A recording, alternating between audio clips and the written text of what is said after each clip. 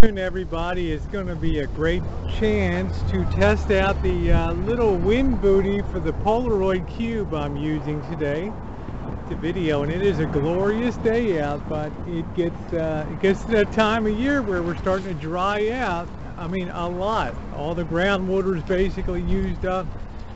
The only thing really growing is weeds, because not a lot of people are irrigating their lawns, or they are taking care of their gardens, I guess, if they have them like we are, but we're using well water. But the fire danger gets very extreme. And as you guys know from following the news, we are certainly in a situation in California now where we have lots and lots of fires all around, and especially up here in Northern California. And it'll only be a matter of time till Southern California joins the party too, if they've not by now. Anyway, happy Monday, guys, and welcome to Choochin on a Monday afternoon. You know, I don't often talk about working in Hong Kong because it was some of the best years of my life, and working in China and living over there at a time when foreigners were few and far between, and it was like really the Wild West in terms of business development and banking, and everything was all new. And there was this tremendous wave of growth after Deng Xiaoping came out one day when somebody asked him about the capitalist system versus the communist system, and he said, a white cat catches a mouse, a black cat catches a mouse. Think about it. And everybody took that and ran with it. In other words, Deng Xiaoping didn't say one day, hey, let's all buy Forbes magazine and subscribe to Forbes magazine, and let's all be rich. He just made a simple announcement in typical Chinese style that said a lot with a very few words. In other words, as long as the result is the same, who really cares which system is better? And some of those things from those early days in China, and those early development and opening to the West,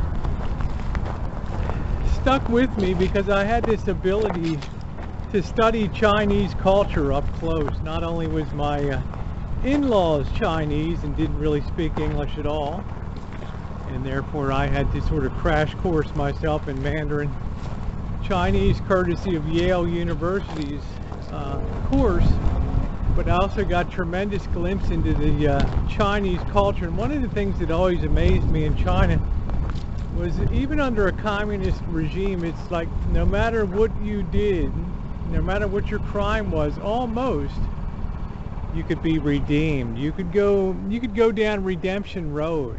You could come out and you could make your public statement and be shamed for a while, and then you would be welcomed back into the community again. And I thought, what a great kind of parable for YouTube, because in so many ways in our culture today, we have this culture of sort of a gotcha kind of culture, like well, people dig up stuff on your past, they dox you, they put information on public parade about you, and they dig up things from your past and things that maybe aren't things that you're proud of, but you have a chance to sort of own that and move ahead. I remember my friend Brian relayed something off he'd heard on a sports call-in show up in Boston, that if you admit your past,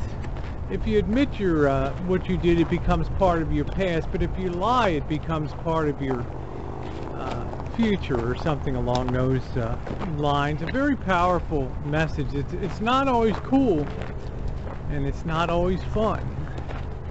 But we all have a past, and just some people are a little more public than others, and it can become a course.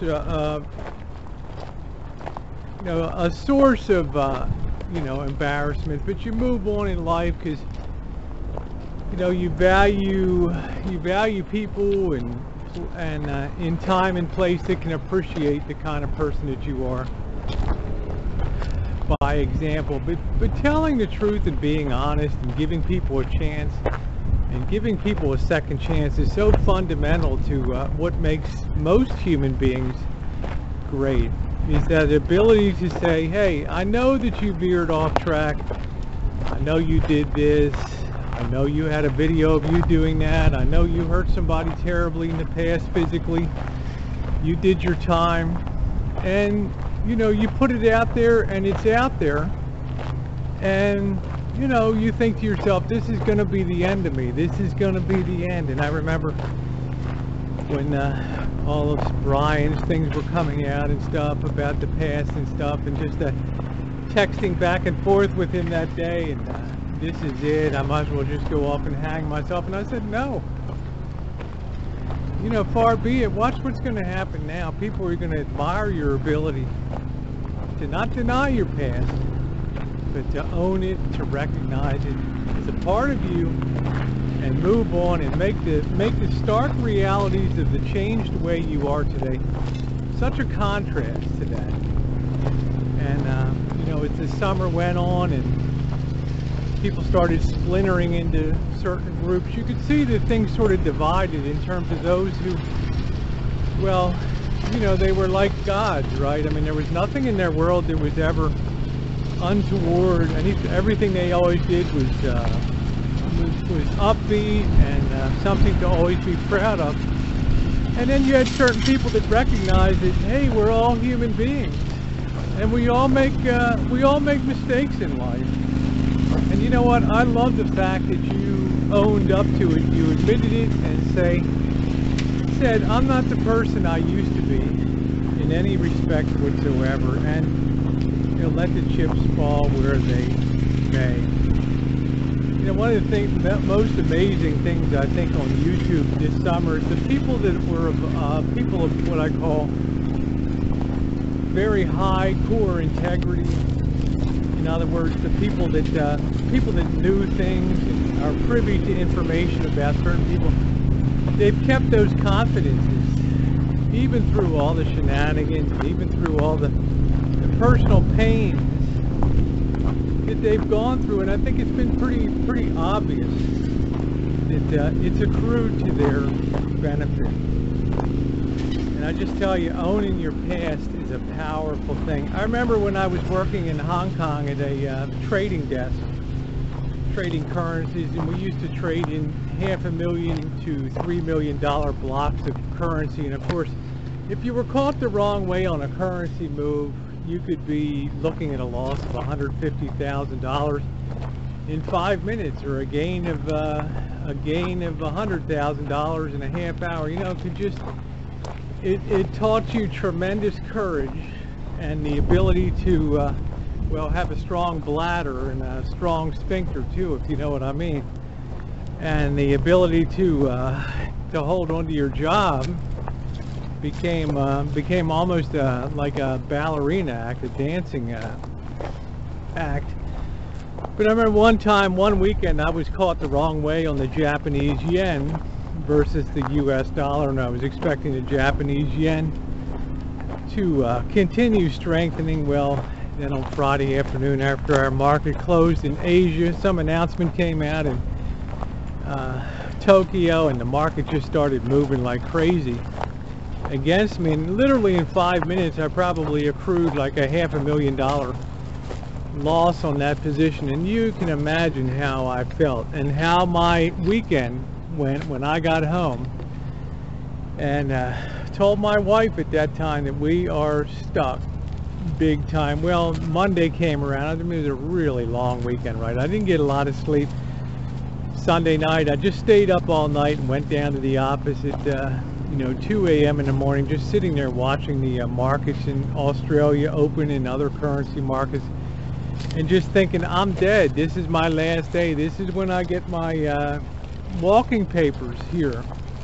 And by morning, things had gotten a little better. You know, instead of losing a $500,000, the position was down about $100,000.